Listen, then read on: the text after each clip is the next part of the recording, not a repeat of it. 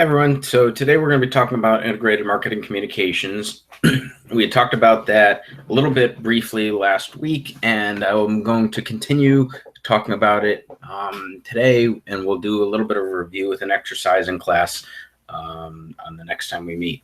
So integrated marketing communications, as we've talked about, is different types of promotions in the promotional mix. And we're going to go through a little bit of the IMC1 PowerPoint that we had from the last class. One of the sections got to see some of the Star Wars stuff because they had fixed the overhead projector in time for them to be able to see it. They also were able to see the Jay-Z case in class as well. Some of you, at least a couple of you, have answered questions with regards to the Jay-Z case on Slack. So that will give you some insight in terms of how Jay-Z used IMC to promote his book, Decoded. Okay, so we're going to use the IMC1 slides, and I'm going to actually switch over to that. I'm going to run through some of them briefly to catch everybody up to speed. Again, some of the first class was a little bit ahead because they were not able to see the overhead projector. So some of this will be a review. Some of this may not be a review, but just in case, we'll review it anyways. There's a lot that's going on in integrated marketing communications. It's probably, as we said, the most familiar part of the marketing tool bag that we have, the most familiar strategy that we have to work with in terms of the promotions that we're used to, the sales promotions that we're used to, and so forth. So, and obviously advertising is the main one. And that's probably the one that we're going to spend quite a bit of time on in terms of discussing, because it's probably the most prevalent one, but that is not to discount any of the other forms of promotion. So let's go. I'm going to switch over to IMC1 and we will review that for now. And I'll kind of be bouncing back and forth like I usually do. So share my entire screen, and here we go. All right, so talked about promotion. We talked about Star Wars campaign and how this is going to be a huge campaign to get people aware. Again, because what is the point of internet marketing, of integrated marketing communications? But it's trying to, in the promotional mix, is trying to inform prospective buyers, remind them to try the product or service, and remind them of the benefits of product or service. So obviously with Star Wars being released, that's going to be a huge thing that they're trying to do, is to try and inform people that the movie's going to be in theaters and to get them to go see the movies. And obviously one of the benefits of the movie is a good time and be part of the Star Wars universe, and obviously buy some toys. As I mentioned, again, this is going to be one of the mother of all integrated marketing communications campaigns to get people to see that movie. I believe preliminary projections are already talking about $170 million on opening day alone. So in terms of tickets, so there's a lot of money that is going to be spent to try and promote this movie. All right. We talked about the promotional mix, 5 different parts of the promotional mix, and we'll talk about some of them a little bit more depth today. We talked about what an integrated marketing campaign might look like. So if you go to see Delta, all of their stuff is consistent. It's integrated. It is trying to make sure the prospective buyers are aware, are perhaps persuaded, and reminding them of the benefits, everything from sales promotions such as loyalty cards, loyalty points, frequent flyer miles, to the advertising that is consistent across these banner ads and these print ads. And this is, I had left, this was actually an outdated commercial. It was consistent with the same theme. And public relations, which again was part of the promotional mix that was corporate owned, corporate managed brand imaging that the company had control over. So things like launches, product launches, things like different types of events that were going on, event marketing, and so forth. We talked about Jay-Z and Bing. We talked a little bit about the communications process. So I'm going to rehash this again because this might be on the exam. And I know that one of the classes, the section didn't have wasn't able to actually get into this in much depth. So what happens in the communications process? Well, again, we have a source. This is typically the company, and they're trying to send out a message, some sort of communication. So they send this message out in a channel of communication to receiver. The receiver we've talked about is generally the consumer. So we want to be able to have a communication that gets from the source or the company to the consumer. We do that in a channel of communication, whether it's TV, whether it's radio, whether it's internet, whether it's personal selling, any of those types of things. That is the channel of communication for our message. So the source is going to encode that message inside the channel, and the receiver, or the consumer, is going to decode that message, right? And you can see here how this kind of intersection of the Venn diagram, the experience of the company versus the experience of the consumer, can potentially have a lot of question marks. What does the consumer know? What does the consumer not know? Obviously, it's very important because we want to make sure that when we're a company and we're encoding a message, that the right consumer receives the message the right way, that they decode it the way we intend to. So how could communication potentially go wrong? Well, one of the classes we had talked about this case of Sunlight lemon detergent, right? What does this look like? It looks like perhaps if you didn't know and you just saw the jug and it was, a big jug that was with lemons on it, you would think maybe it was lemonade or lemon juice or Sunlight, Sunny Delight. Anybody remember Sunny D? You would think that this is potentially a drink, but it's not. So even in product labeling, communication is very important. So what indicates the success of a communication? Well, obviously, one of the biggest indicators of success of a communication is the ability to actually know whether or not, let me switch back, is the ability to know whether or not people are actually buying your product, right? Because that's one of the things that we're really trying to do, is to get people to, again, try our product, to persuade them to like it, to persuade them, to inform them that it exists, and to show them what the benefits of it are. So we know a communication is successful when we can actually link it to an actual behavior. The problem is if you look at that communication model, it's very difficult to link the actual communication, the actual decoding of the message by the receiver to a behavior. How is Coca-Cola going to know whether or not you saw their advertisement and then went out and bought a Coke as a result of it? Well, they don't. And so what we start to get into is these what we call hierarchy of effects models.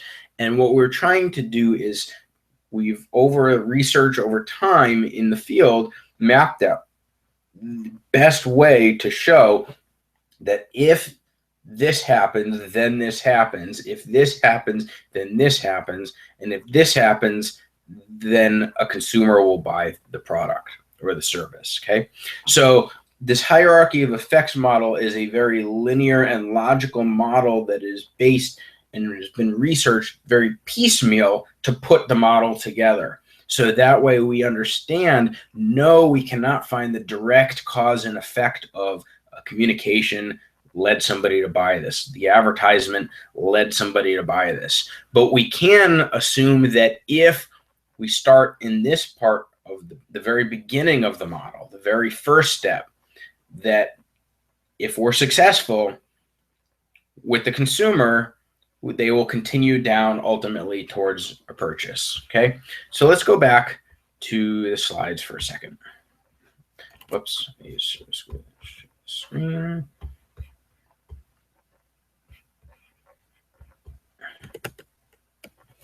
All right, so we talked about push-pull communication strategies, right? A push tries to stimulate demand from each level below, or tries to push demand, sorry, not from each level below, but to each level below, right?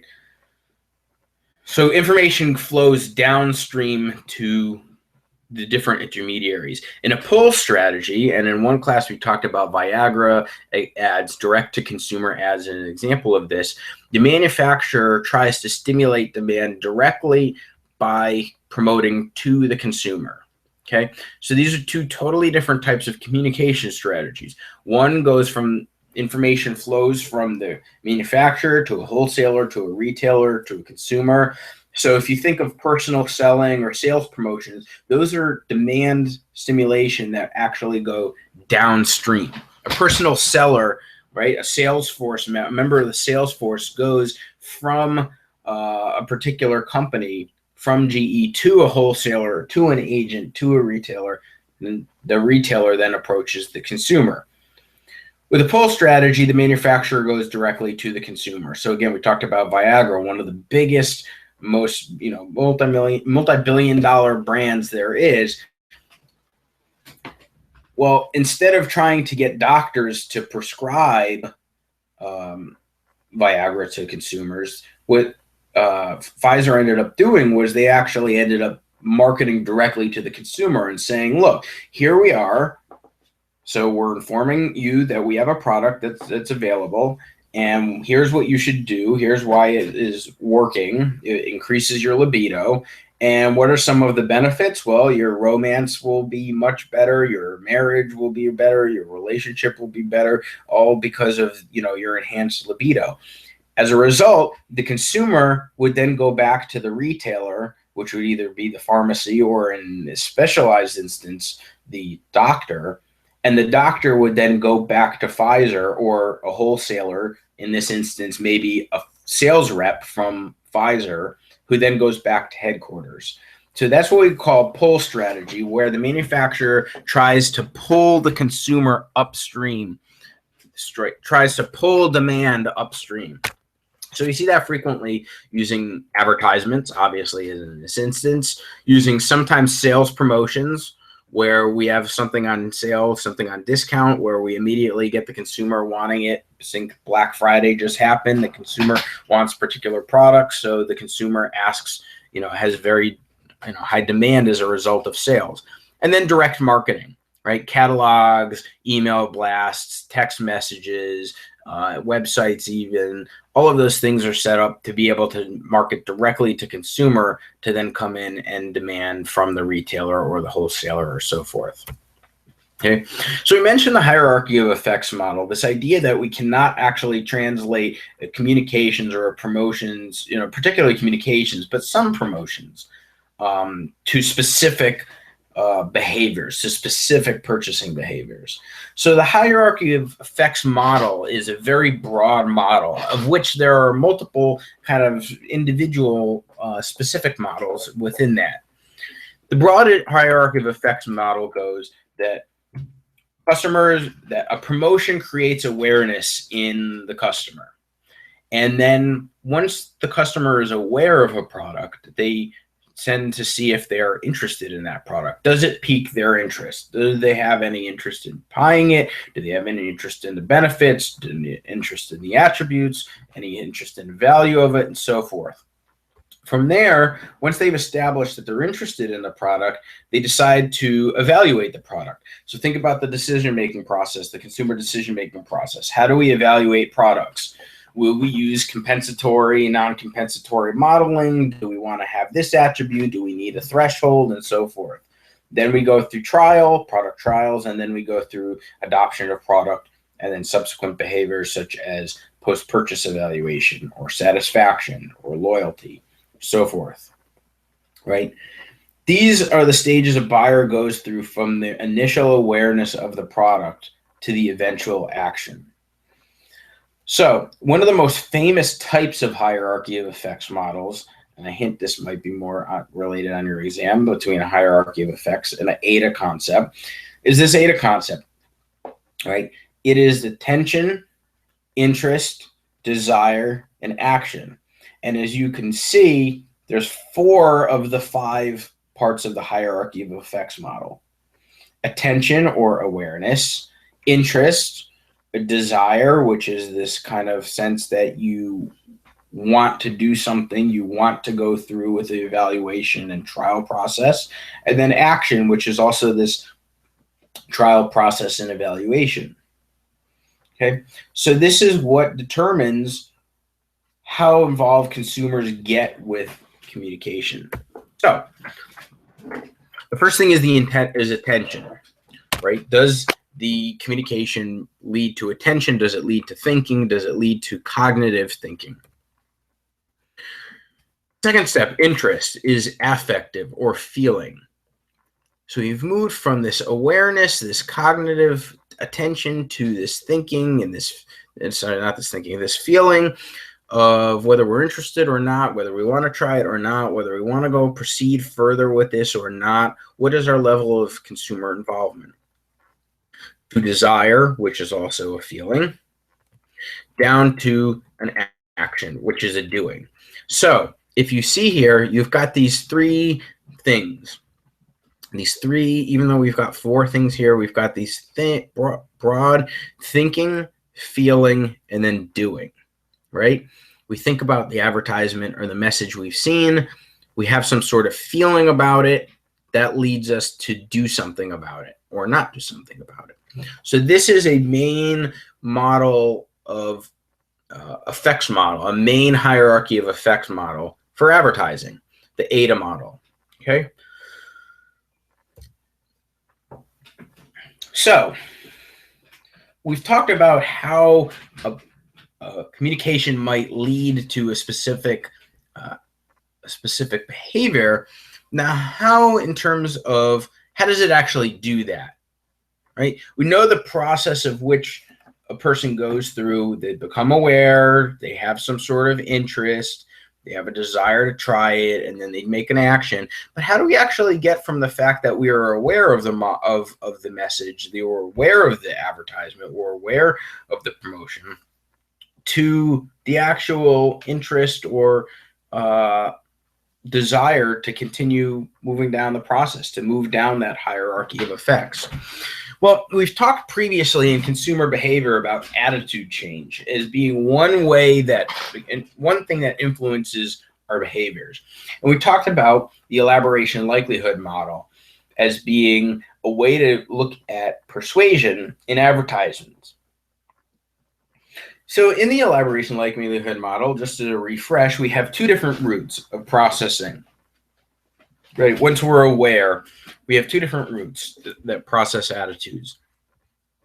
The first is this central root processing, right? And we said that central root processing is like the central nervous system, the brain and the spinal cords. Right? Think about the brain, think about a lot of thinking, think about central root, think about central nervous system. Again, this is kind of my mnemonic for how to think about this, okay? Central root processing has that thinking component. And so it requires the consumer to have a high motivation and ability to think about the message, to then think deeply or process the message. And then if you do that, if you've thought about the message, then you're more likely to have a longer term attitude change. And as we've mentioned, attitudes can lead towards behaviors. Now, if you're not motivated to think about the message, we call that peripheral root, or like your peripheral nervous system. There's not a lot of thinking involved. It's very superficial, just like your peripheral nerves are the ones on your fingertips that touch, right? Superficial. Okay. So again, that's my mnemonic for that. There is low motivation or ability to think about the message. So we look at things like, is the communicator attractive? This is why sponsorships are important, because we want to see if the communicator is attractive. Is the sponsor attractive? Is the sponsor somebody who actually fits with the thing that they're sponsoring? So sponsorship fit is important, because On a superficial level, people will try and see if that makes any sense. How many arguments are presented? So how many things do they say that try and get you to make a choice? This type of attitude change is very temporary, right? It's not very long term. So if you're looking for somebody to have maybe a strong brand identity, to to switch brands, having something that requires very superficial messaging might not be the best instance. You might want to create messaging that appeals to somebody who are very cognitive, who are very central root processing towards that message. Okay. So this is the basic gist of where attitudes are formed in terms of persuasion models. What is advertising? Because we've talked about the promotional mix, we've talked about messages, and this is all very important, but we have now this tool bag of 5 different tools in the promotional mix. Our first tool is advertising, right? We said that it is paid, non-personal presentation and promotion of ideas, goods, or services by an identified sponsor. What do we see in here that's the most important? Probably one of the most important things. Actually, all of it's important, but one of the most important things is this idea of non-personal. What does non-personal mean? Well, generally speaking, non-personal means mass market, right? Advertising is something that tends to happen in the mass market. It tends to be not very targeted. It tends to be very, it tends to be very targeted in terms of messages, but in terms of where people can see it, again, it has the potential to reach virtually anybody. Okay. There are 2 different types of ads. One is a product ad. One is an institutional ad, right? Companies promote themselves. Ideas promote nonprofits and so forth. All of these are different types of ads.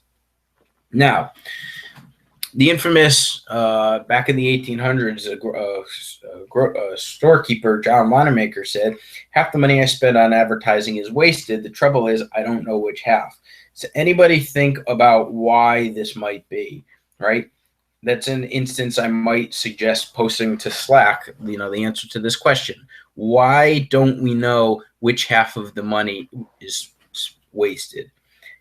And then the second part I'll ask is, if we don't know which half of the money is wasted, are we getting better at knowing which half of the money is wasted or not?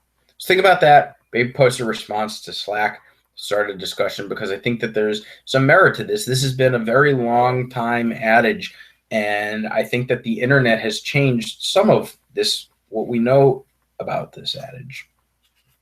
All right, I'm not going to go through all of these. You have this here in the slides, but this is obviously different types of media alternatives, and this is, I've kind of ranked them in terms of some of their prevalence. One of the things is that you see less in terms of prevalence, maybe not prevalence, but ranked in terms of, I'm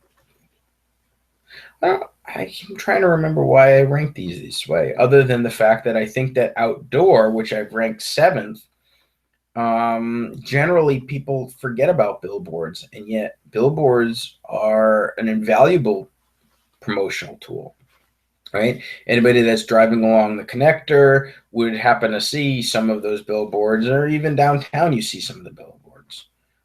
There's a lot of use for them as well. You notice I didn't rank yellow pages because yellow pages are largely going bye-bye. So using them as a promotional tool is pretty rare now, because everybody gets all of their directory information on the internet. It used to be where you would also get your promotions as well. Okay. All right. So we've talked about 2 different types of advertisements: product advertisements and institutional advertisements. Within product advertisements, there are 3 main different types of advertisements. The first is pioneering advertisement. And this tends to be very informational. This is the type of advertisement that you would do in advance of a new product, or as a new product comes out. You have something that people do not know much about, and you need to be able to get out to the consumer what it is that that product actually is, right? We talked about early on that promotions are used to inform the consumer that a product or service exists. So McDonald's launches McWrap. Here's what a McWrap is. It's this, and here's what it has in it. Okay. Competitive or comparative ads are used to be more persuasive.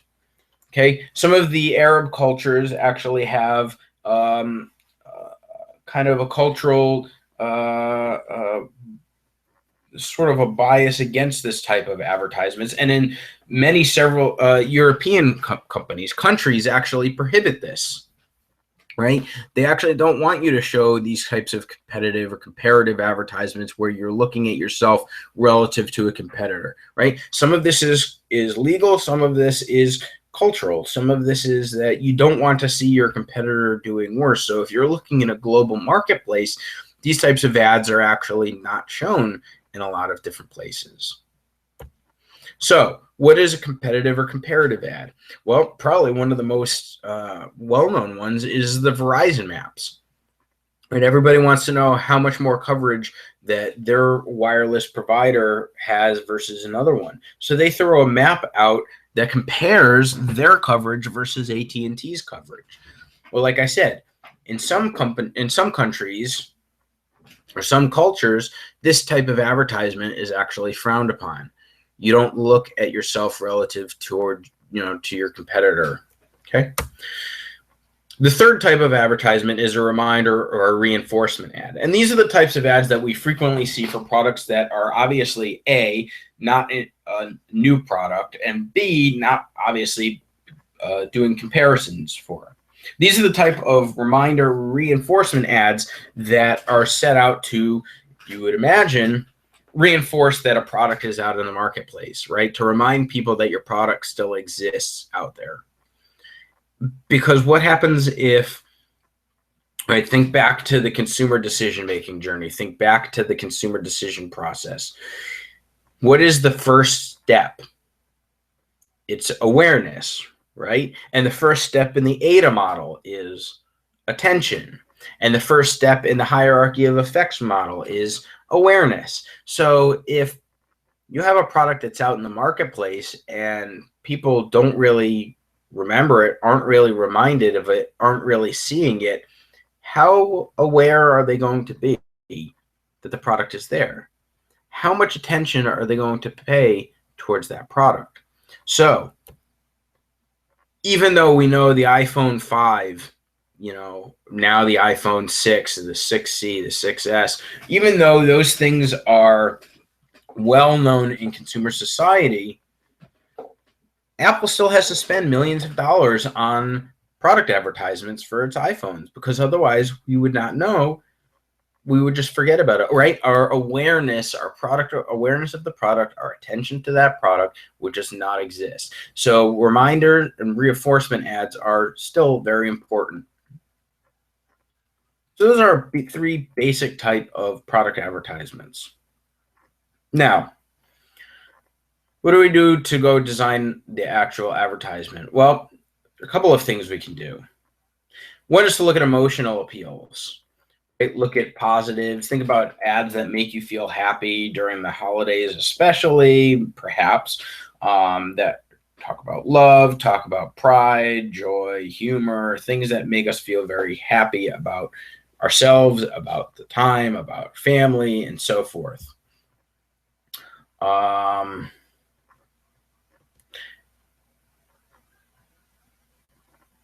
Negative advertisements. So fear or guilt or shame,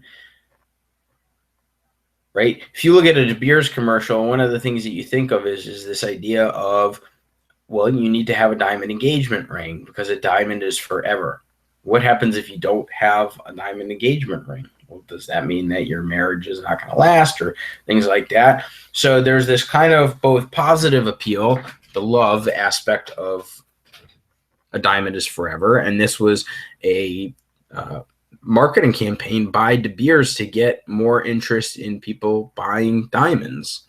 Also, though, if you don't get engaged with a diamond ring, I think that there's an aspect of society that might look down on that. I don't know.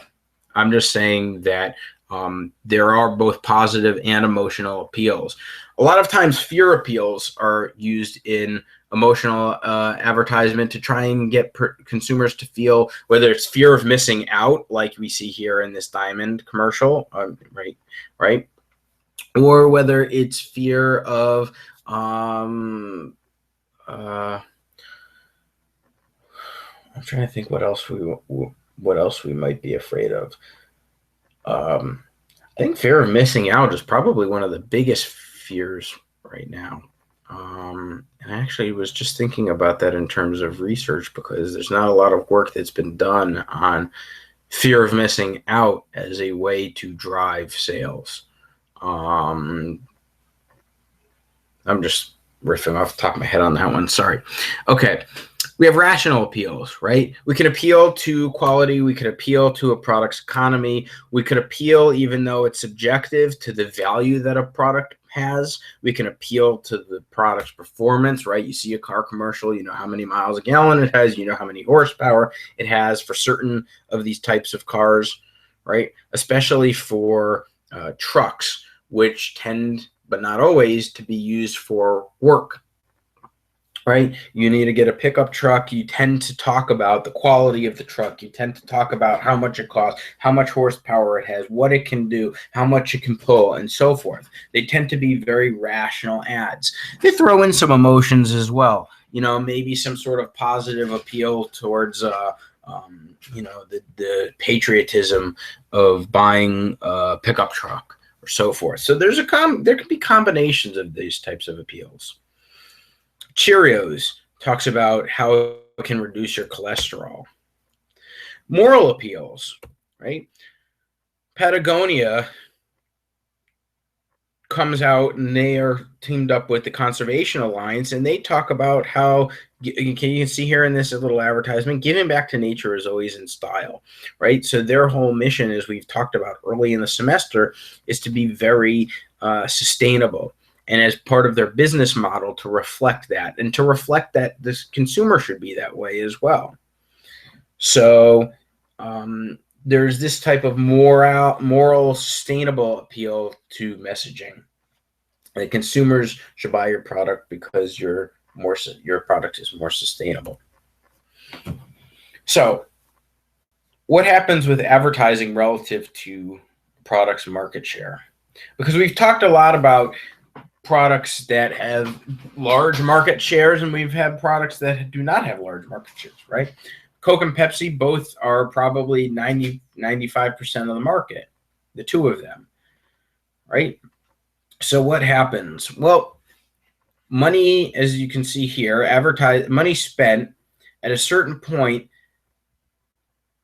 the response function, as you can see here, basically survives to maintain sales, to maintain market share. And we had a debate in one of the sections about advertising and spending money on advertising for Coke and Pepsi if everybody knows about them. Well, the point of them spending money, even though everybody knows about them, is to maintain sales and share. Because if they don't, if this advertising response function doesn't work, then what happens? What happens if another person comes in, right? First of all, what happens if Coke and Pepsi stop advertising? Well, there's certainly no awareness, there's no real attention, and then a new competitor comes in, and Coke and Pepsi still are not advertising. Again, what happens? Well, there's nothing for awareness, there's nothing for attention, but this new competitor now is on the shelves for people to try. So Coke and Pepsi still maintain their advertising despite being almost a duopoly to maintain their sales and market share. So the return on advertising expense is still relatively high.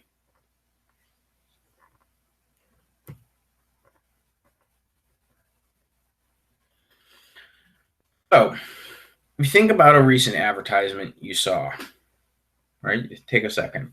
Think about an advertisement you saw. What made that advertisement memorable? What made it stand out from the rest?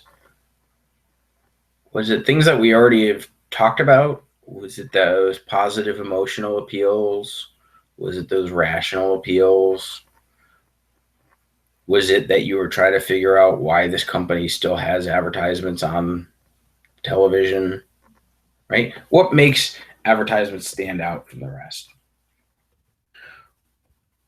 Well, we're trying to figure out how to make promotion decisions. We first conduct an integrated marketing communication audit. Okay, and I have linked here a sample audit if you click on this link.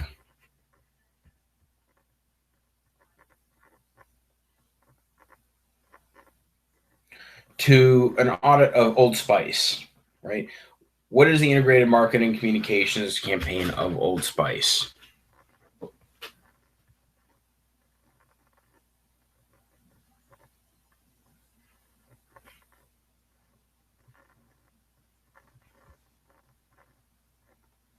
Or at some point it will go. There we go. So if you click through this Prezi, they'll talk about Old Spice and how its current product lines actually used, what's his name? This guy's name, Isaiah Mustafa, for commercials, right? What were they doing previously, and what were they doing? What do they need to do, and how do they need to change that, right? And how do they integrate it? So they looked at everything from the different types of bottles that were used in Old Spice products to the advertisements that they were using. So different types of radio advertisements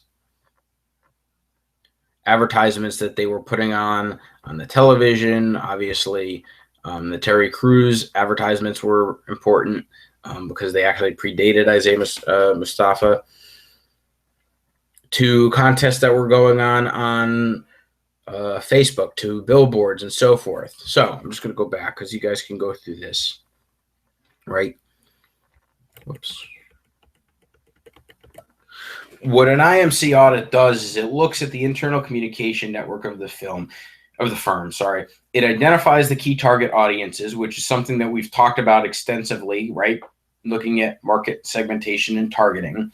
Evaluates customer databases. So again, getting a better sense of the demographics, psychographics, and so forth of those target audiences. Looking at different messages and different communications, different communication channels, whether it's television, whether it's packaging, whether it's emails, whether it's sales promotions, right? The end caps, we talked about end caps, right? Looking at all of those things and deciding whether or not it's all being done consistent with each other. Is everything linking up consistently? Because that's important. You have a message that you're trying to get out. You're trying to create awareness. You're trying to create attention for a specific target market. If your materials are not integrated, then you have a problem. So that doing this kind of audit helps you to figure out which company, which ad agency is the best one for your company to use. So then you start looking at goals, right? Short-term goals, long-term goals, the goals that you're trying to reach a specific target market. What kind of media are you going to use? Are you going to use television? Are you going to use digital media, other interactivity, augmented reality, social media, online videos, YouTube, Snapchat? The question is which type of media are you using? Because if you're a large company, you may have a media budget that can sustain all different types of media. But if you're a small company, you're not going to be able to run all different types of an entire campaign on television and radio and print and online and so forth. You just are not going to have the money for it. So part of it is determining your market, where they are, what they do, how they get their information, and so forth, to select the appropriate media. Finally, we have measuring outcomes, right? How are you best going to determine whether your promotion mix is a success? Is it an increase in market share that you can somehow tie to your promotions? Is it increasing brand awareness, right? Not every time that we're promoting a product do we want to necessarily increase sales volume, but maybe we want to enhance the brand. Sometimes after tragedy, this helps, but other times it is more like with this Old Spice audit, where the brand is a very old brand, it's a very stale brand, and rather than It's a successful brand, and it continued to be successful, but it needs this kind of rejuvenation to it. So now, instead of seeing Old Spice as kind of your father's aftershave or so forth, you actually see this as a young, fresh brand. I think most of us would agree that it's become a young, fresh brand.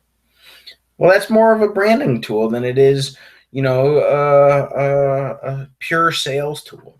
Now, sales obviously is important, but again, this comes down to what the goals are of this IMC campaign.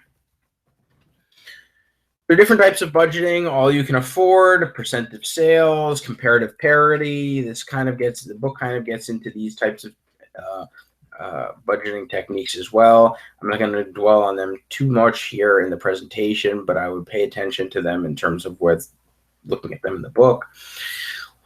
Looking at, again, how to integrate. So designing the promotion, having advertising with the specific copy and artwork, having sales promotions that have specific details of incentives, looking at public relations. What are the news and press releases that you're going to have to do? Personal selling. What are the characteristics and skills of a salesperson that you need to be able to go out and promote your product? Right? All of these things it's selecting and designing the right tool, the right promotion, picking the right tools. So it requires a lot of, we can talk about these things, but it requires a lot of thinking. And as you guys are doing in your projects, you see that each different type of company ends up with a very unique integrated marketing communications program, as it appeals to different goals, as it appeals to different target markets, as it appeals to different types of products and services at different life cycle stages, and so forth. The essence is this targeted and consistent messaging across the integrated marketing communications campaign. So this one is a little bit older than where we're at now with Mockingjay, but you see an integrated marketing communications program for the Hunger Games includes marketing the books, a summer social media campaign, advertisements, sponsorships, and other sales promotions and crossover product promotions, right? Product promotions from CoverGirl to have a specific product line that ties into the movie, to get PR, to get media to cover the story, to cover the launch, to cover the premiere. Again, another product tie-in, another product tie-in. All of these things are integrated. You can see that they show the themes of the fonts. They show the themes of the logos. They show the Jennifer Lawrence looks almost the same in both of these, both the Entertainment Weekly cover and this looks like a social media campaign, right? It's all very integrated, even though it's covering different parts of the promotional mix. One of the new forms of advertisements and of promotions is this idea of transmedia. And this is becoming very big as experiential consumption is growing, right? As consumers are demanding more experience, even in terms of products. We're trying to create stories across the various aspects of the promotional mix. So there are two case studies, kind of these video case studies that I have in terms of what companies that are using transmedia, from the Hunger Games to Audi. What is transmedia doing? Well, it's taking a story, right, an experience story, and it's playing it out over multiple pieces of media, right? Transmedia across various media. So, as you see here, in the old world, you had a movie, you had a game, you had a book, and all these things never had anything to do with each other, right? Well, what are we trying to do in the new world? Well, we have a movie, and then there's a game, and then there's a book, but all of those things here are fitting together. So if you watch the movie, it will help you tie into the game. which then helps you tie into a book that you might be reading. So if you think even, and I don't have an example off the, of a link here, but think about Batman, right? The Batman movies, the Batman franchise from Christopher Nolan. You think about it as a movie. You think about how the video games fit with the movie, which also fit with a lot of offline advertising, which also fit with various other aspects of the promotional mix. So rather than it just be a movie with products, with product extensions, rather than it be just a movie with a book about it, rather than it be a movie that the video game is the same thing, you now see this kind of entire story that's told across various parts of the Batman universe. It's become a universe, and that's the whole thing. Is it's now become this universe, this experience that we're tying together the stories from.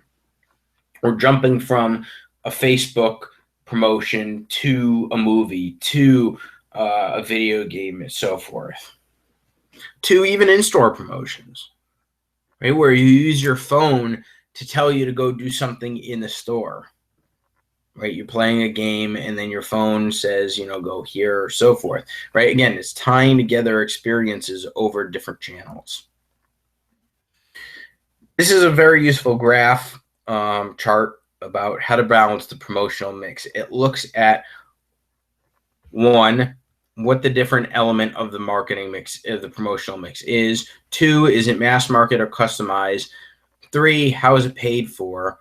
And then what are the strengths and weaknesses? Because what ends up happening is at different stages of the product life cycle, you'll want to use different types of promotions. At different stages in the decision process, you'll want to use different types of promotions, right? Different target audiences require different types of promotions, right? So you can see here, advertising is mass market. Well, personal selling is much more customized. So a different target audience might require personal sales. So my next question, and I've already asked one question about the John Wanamaker quote, half my money is spent advertising is wasted. The problem is I don't know which half. And I said, is it wasted or is it not wasted? Why?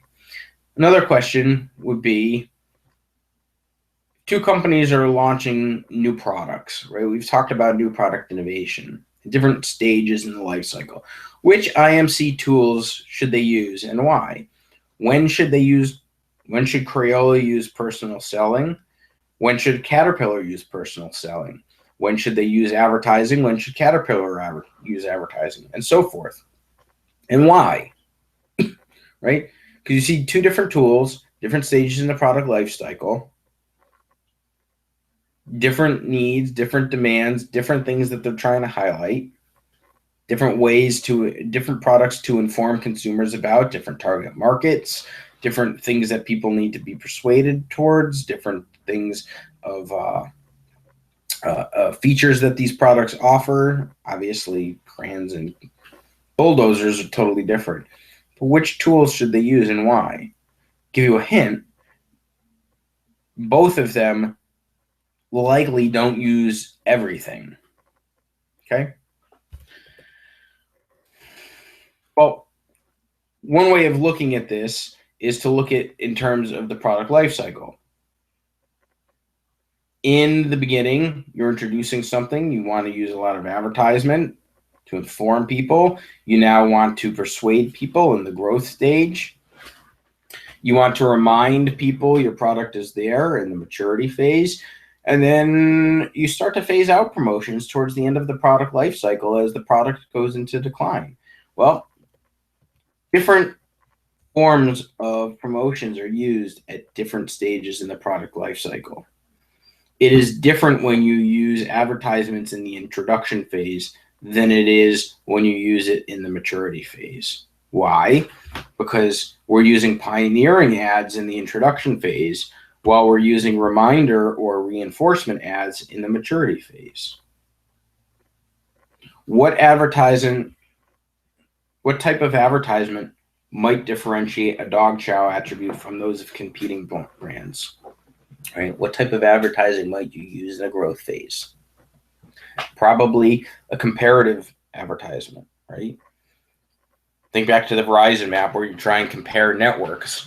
Both networks are trying to grow still. Maybe you'd say that they're in the maturity. I don't know. But as they start to grow, you want to be able to differentiate the two products. All right. So in this part of the lecture, we've talked about the communications model. We've talked about the ADA model and the hierarchy of effects model, right? Where we're trying to create awareness, we're trying to create interest, we're trying to see if they'll evaluate, want to be able to have them try it and then adopt it. Whether we're in the ADA model where we're creating attention, awareness, desire, and action, right?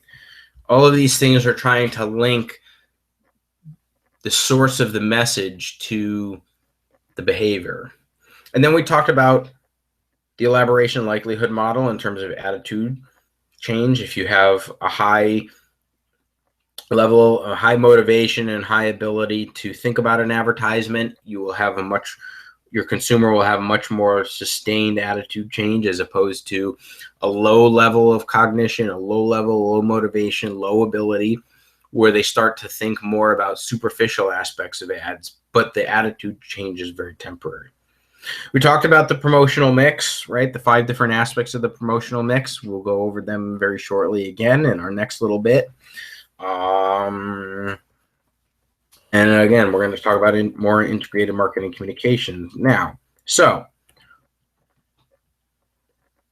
I'm going to end this here for a second. Whoops.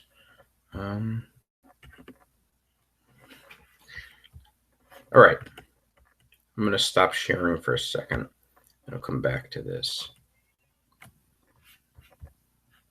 All right, so we've talked a fair amount about the integrated marketing communications campaign. We've talked quite a bit about advertising, and we still got a little bit more to talk about with respects to advertising, because advertising is probably one of the parts of the promotional mix where the most money is spent on, where we see it the most because it's mass marketed.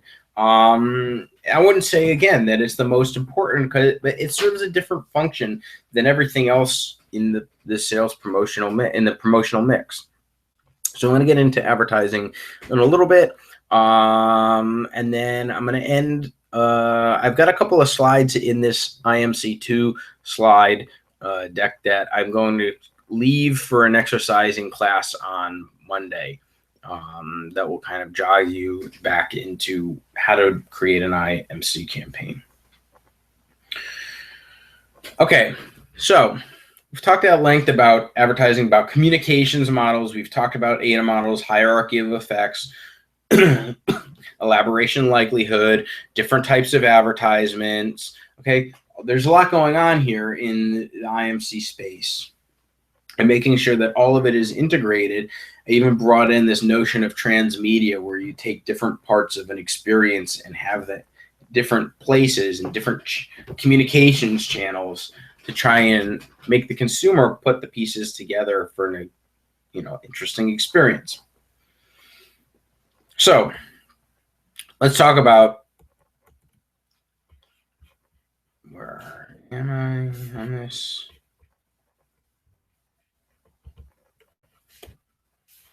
Let's get back a little bit into this.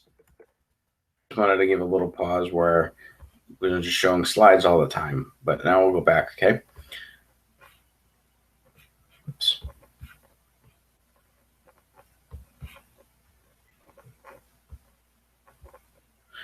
Okay. Now we're in the slides for IMC2, okay? We're going to continue talking about integrated communications because that's what we've been doing. So we talked about integrated marketing communications. We talked about appropriate mix strategy. Whoops, spelled strategy wrong. We talked about the 5 different aspects of the promotional mix. We've talked about integrated marketing campaigns. So you see here the Delta campaign. All right, what about the ad campaign? How do we develop an advertising campaign? Well, the first thing we can do is to think about selling the sizzle instead of the steak, right? That's a very important thing for advertisers because sometimes you have a product that seems relatively mundane. So you see here on the bottom right, you see this Sharpie. And it seems like a relatively mundane product, but yet somebody has to advertise it. Somebody has to remind people it's there. Somebody has to promote it. Somebody has to come up with all of this stuff that makes people aware of the benefits and persuades them to buy it as opposed to another competitor. Well, what do? They talk about how you can, they use the sizzle. Rather than selling it as just a writing utensil, they talk about having a voice. And you can see, maybe you can see, the tagline is "Write out loud!" Exclamation, exclamation.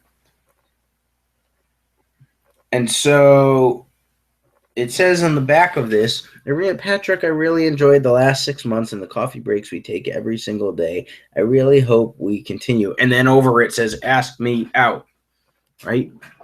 Right out loud. So the sizzle is this idea of this relationship and using the Sharpie to highlight loudness and boldness in the relationship. That's the sizzle, not the steak, okay? So selling a product's benefits, not its attributes. So we talked about rational appeals in advertising, and we talked about a pickup truck commercial. Okay, that makes sense. You would want to know different types of attributes about the pickup truck. You'd want to know the horsepower and miles a gallon, so forth. But what are the benefits of having that pickup truck? What are the benefits of having a printer? What are the benefits of having a CD? What are the benefits? Like, what are the benefits to all of these things? Not just what are its attributes. Okay, what is benefits of having this type of smartphone? Not just what are its attributes. Right? You can have a great smartphone with an excellent camera and talk about all the attributes of the camera. What are the benefits? Well, it makes it easier for you to take pictures of your friends and save them for memories for a lifetime. So it's much better than talking about, 3x optical zoom and, I don't really know terribly much about camera to be able to talk about it, but I think you understand what I'm saying, right? You're looking at the benefits, not the attributes. A benefit should answer what's in it for me, right? We talked about all the way back to understanding consumer behavior, and this developing of an ad program ties into understanding consumers. A benefit should answer what's in it for me. Why is a product or service valuable to the consumer? How does it fulfill a consumer's needs? How does it fulfill a consumer's socially constructed wants, right? How? So we want to ask something about whether we want to ask if something is actually indeed a benefit. We can ask the question so to determine if it's a benefit, right? What's in it for me? What's in it for me to have this Sharpie? Talking about writing out loud and being bold. So, well, it appeals to my sense of expression. Is it a benefit? Sure. I like to express myself, so I'm going to get this Sharpie. It doesn't talk about I need to have it purple. It needs to be felt tip. It needs to be, 27 millimeters or anything like that. It doesn't say any of that. 27 millimeters. That's a big Sharpie. Anyways, it doesn't ask any of that. It basically asks so. Well, yeah. So expression is important to me. So having a purple Sharpie like this, having a Sharpie that allows me to create these bold, loud things is a benefit. How about this? Subby Life Water has reformulated 5 delicious low-calorie flavors, each infused with essential vitamins and healthy herbal ingredients. All familiar with some sort of attribute-based advertisement like that, right? But that doesn't really tell us anything. It really doesn't tell us any benefits. It really doesn't tell us any emotion. It really just tells us what the product is, which is fine. And there are, as we've talked about, are certain ads like pioneering ads where you need to understand what the attributes of the product are because we are unfamiliar with them. But so what? How about this? Sobio Life Water is not only an enhanced water, it's a lifestyle unto itself. It provides consumers the healthiest, most fun and refreshing products, delivering the incredibly positive benefits of hydration. So obviously, Sobe Life Water is something much more than just herbal ingredients. It's about a lifestyle. It's about hydration that's, much better and tastier and fun and refreshing. There's a lot more benefits to Sobe Life Water when we talk about it in that respect than there are. Well, we've got low calories, we've got 5 flavors, we've got each infused with vitamins, we've got herbal ingredients. So what? Okay. The biggest problem with advertisement, especially because when we don't have adverts that are well defined, that are well messaged, that are well tested, is this idea of breaking through the clutter, right? We talk about advertisement being mass market and there being a lot of clutter. Well, the problem is breaking through that clutter. An average of $302,000 to make a 30-second commercial, right? Just to make the commercial, plus $122,000 for 30 seconds of ad time during a primetime program, right? Those things. So now you're talking about just to make an air a 30-second ad could cost you about $425,000, almost $425,000 during a popular primetime program. Almost $500,000 for a 30-second spot. You need to be able to justify and make sure that people actually are able to see these ads during Grey Anatomy, that they see these ads during American Idol, and so forth. And then there's a problem because we obviously know, and I think that this stat might be a little bit antiquated even, 33%, it might be probably as high, I don't know. 33% of American TV households have DVRs. Great. So if 1 in 3 households has DVRs and now they can skip through this $500,000 advertisement, now what? And they've spent $500,000 in advertisements and no way to get through to the customer. Well, sometimes it's been quoted that advertising should stop interrupting what people are interested in and be what people are interested in. So aside from the traditional product placement that you might see in a film like James Bond or most things now, we've tried to merge advertising and entertainment. So if you look at these different YouTube videos, we're talking about different ways of merging advertising and entertainment. One of them is advertainment, creating advertisements that are actually entertaining, like short little stories, short films, right? Those are things that are not just advertisement, but things that engage us while making sure that we are aware of the product, that making sure that we are persuaded to potentially buy, to try the product, to make sure that we know the benefits of the product. Right? We've talked about branded entertainment, product placement. I'm reminded by so many of these reality TV shows that have a sponsor for a specific type of task, where that essentially is kind of a free product placement gig for that television show. They frequently do this on Bravo, like Top Chef, or they've done it on Project Runway. They have these branded tasks where there's not just product placement, but integrated into the actual task itself. Another thing is advergaming. Okay, using video games or apps that are essentially ads. This was an app that came out a couple years ago by Chipotle called Scarecrow. They had about a 5-minute YouTube short film, cartoon, and then it tied into this game that essentially was actually an advertisement for Chipotle. Okay, so again, it's stop interrupting what people are interested in and being what people are interested in.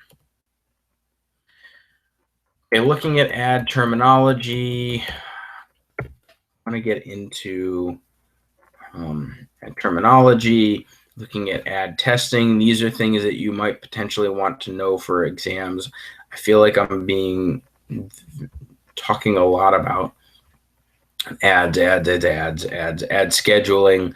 Understanding ad scheduling is important. So slide 9, ad terminology, and slide 10, I would consider to be somewhat important.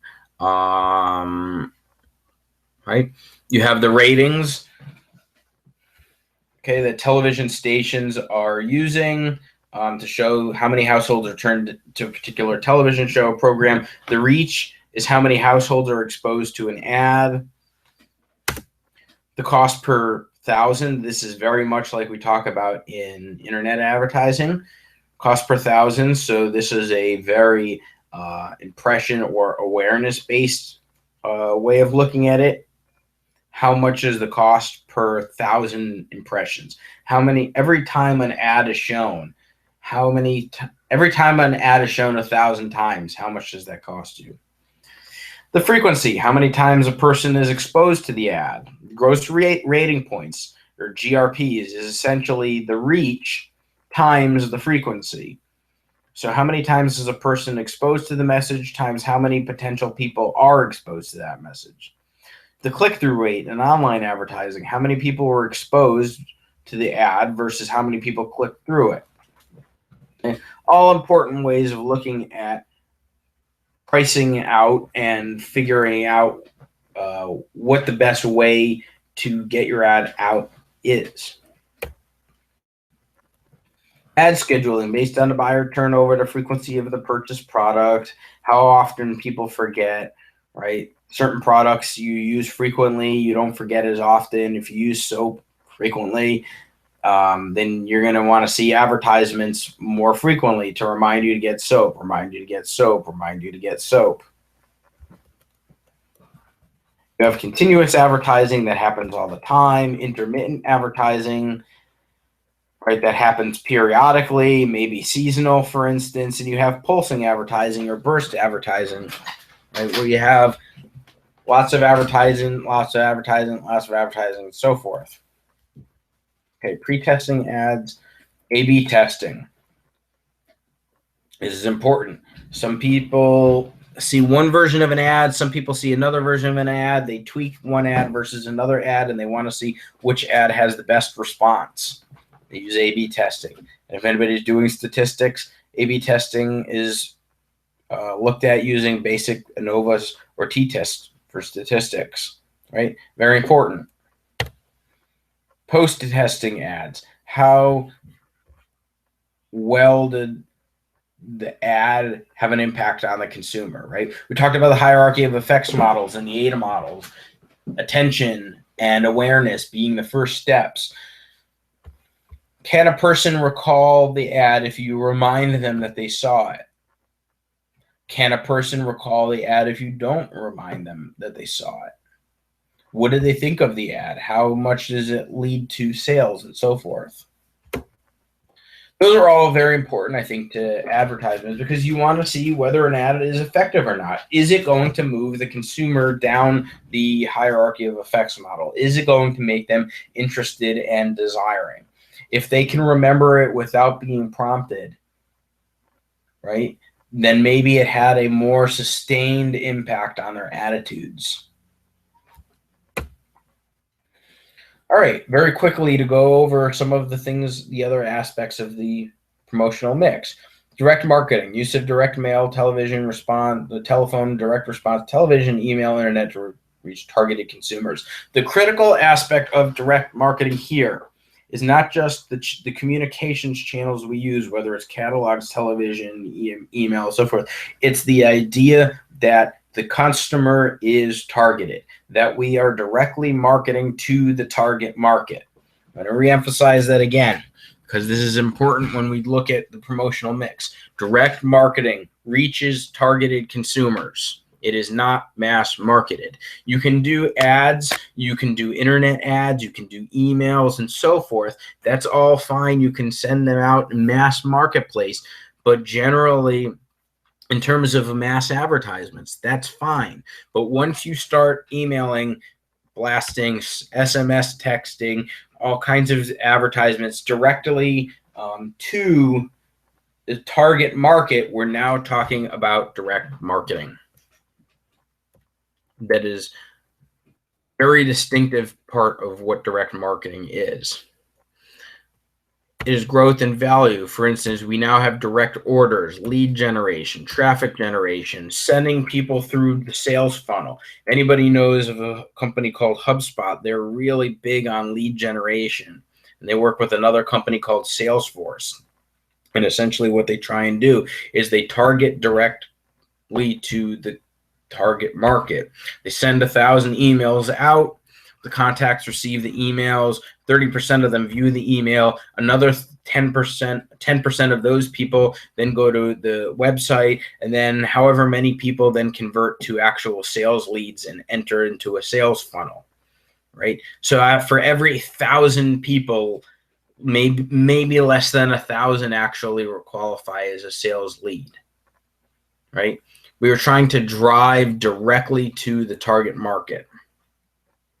Personal selling, right? Frequently we talk about sales and sales forces. This is not just sales associates, but this is also B2B marketing as well. This is a personal presentation by the sales force used to enhance sales and customer relationships. Two-way communication, obviously, because you have two people involved. It is often face-to-face. Usually you have actual sales meetings, or maybe not sales face-to-face direct, but maybe at least Skyping even. But the ability to have that kind of two-way communication. We talked in one of the class about the potential for personal selling to have some sort of intimate, trusting, committed relationship with two people of a particular company, of two companies. Yes, trying to have a direct influence on somebody in the decision-making process, particularly in business-to-business contexts, is important, but it is also costly. Why? Why do you think that personal selling is costly? Well, in large part because you're hiring real people, individuals who you have to train to know your products, to know your product lines, to know your policies, to know your brand, to know your messages, and to be good people that are well equipped to relate to the consumer, to relate to your consumers, right? Finding and hiring and training those people is a very costly proposition. But you would imagine, again, that there are certain and definite benefits to having a sales force. Okay, we mentioned public relations, communication management that seeks to influence feelings, opinions, or beliefs about a company and its offerings. So what is part of public relations, right? We talked about product launches as being part of public relations. We talked about press releases as being part of public relations. That's fine, right? We have event planning, launches. We have media planning, fine. But we also have reputation management. We have community relations. We have crisis communication. We have internal communication, right? Those are also other things that parts of the PR department do. And it's funny because a lot of business schools have a tough time figuring out where to put advertising in public relations. Do you put it in the marketing department? Do you put it in the communications department? Do you put public relations as part of communications, and so forth? Well, different schools have different ways about doing this. A lot of schools actually split a business school between marketing and an advertising and PR departments as part of their communication schools. Northwestern, I know, does this. They actually have PR and communications as part of their communication school. They also have an advertising. University of Texas at Austin does the same thing. Their advertising and public relations are part of the communication school, which is partially part of journalism. A lot of them used to be formerly journalism schools, which is actually very interesting because journalism and marketing almost have limited to do with each other than the communication aspect. But anyways, what you see is that public relations deals with not just press releases and media and event planning and launches, but a lot of things that deal with the control that a firm or a company has over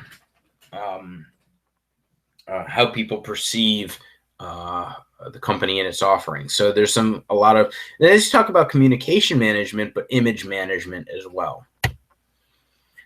So you can use PR to adjust corporate image, right? Especially during repositioning. You can handle unfavorable news.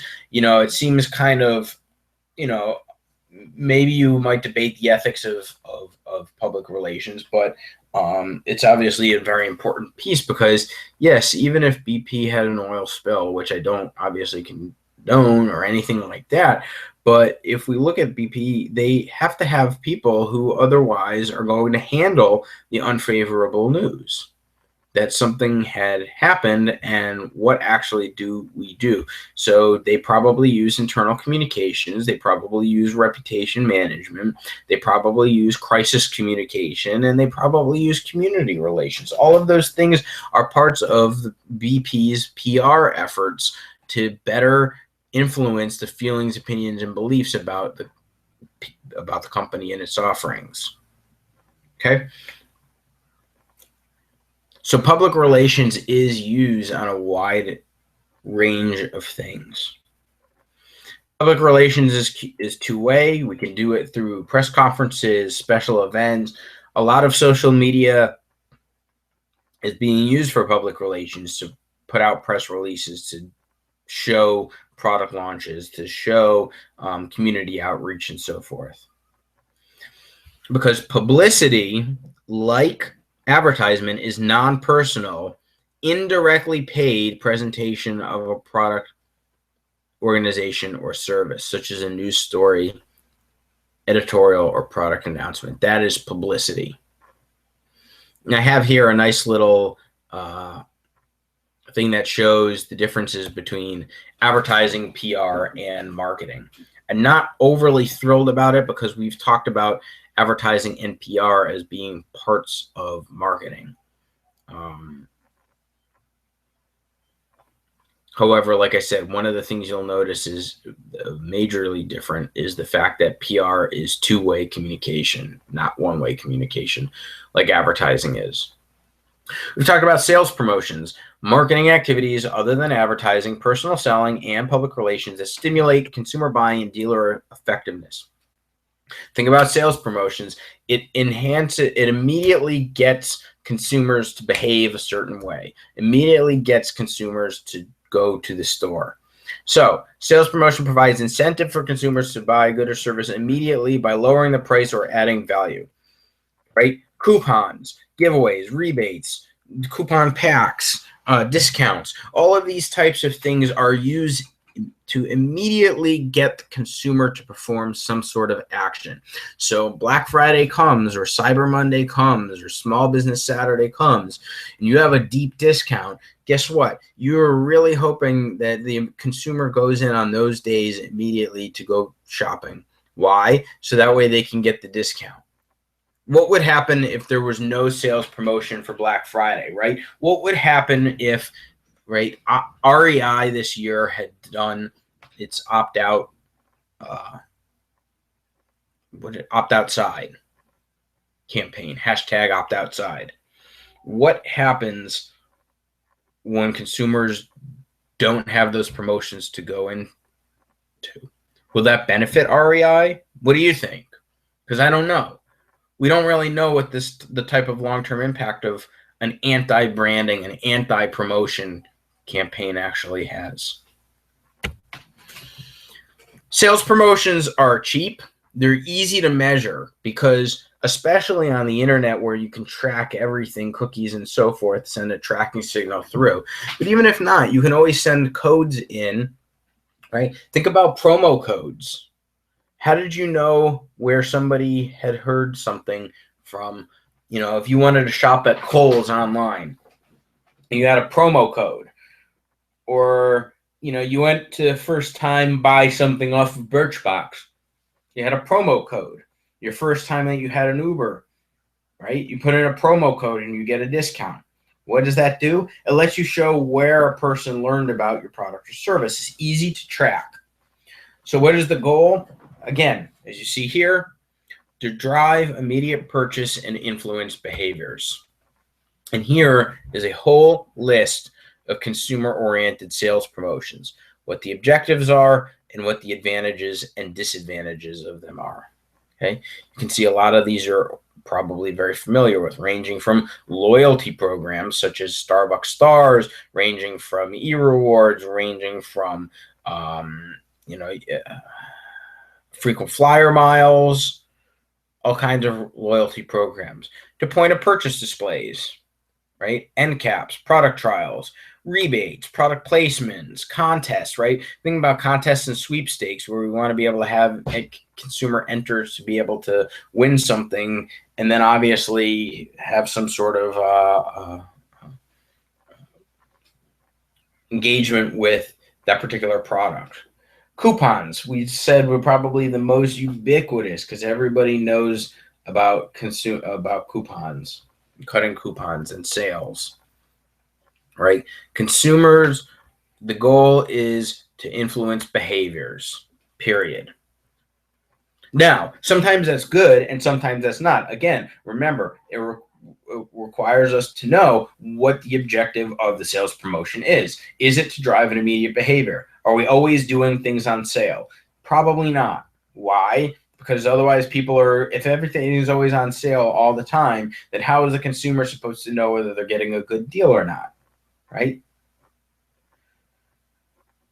And what does that do for branding? Does it cheapen it, right? So a sales promotion is not always something that you're going to do, but sometimes it is frequently. Or maybe it is certain regions of the country or certain times of the year. Again, Black Friday, the holiday times, it's going to be very important to do sales promotions.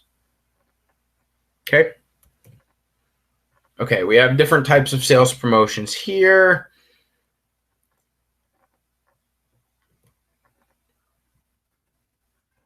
All right, so we're going to start to wrap it up here, and then in class we're going to go and do 2 exercises that deal with integrated marketing communications. But think about the different types of tactics that integrated marketing communications uses. What are some of the tactics that marketers can use from the promotional mix? What kinds of things can they do for advertising? What kinds of things can they do? We just talked about several of them for sales promotions, for direct and interactive marketing, for personal selling. When is the best time for them to be used? Why should they be used? How should we use them? And how do we integrate from advertising to sales promotions to direct marketing? Okay. I want you guys to think about some of those things and some of the questions that I've previously asked in this Hangout, and perhaps post them to Slack or give your answers in class, and we'll talk about them. And then, like I said, tomorrow we're going to spend we're going to go over the last couple of slides for this. Whoops. Right, we're going to go over the last couple of slides from IMC2, where we kind of wrap it all together, and I kind of make you guys think a little bit more integratively about what kinds of things you need to do in an integrative marketing communication, an integrated marketing communication campaign. What kinds of things, what tools do you need? When do you need them? Why do you need them? How would you use them? What are the types of messages you would use, and so forth? How would you measure success? All of these things that you're going to be doing in your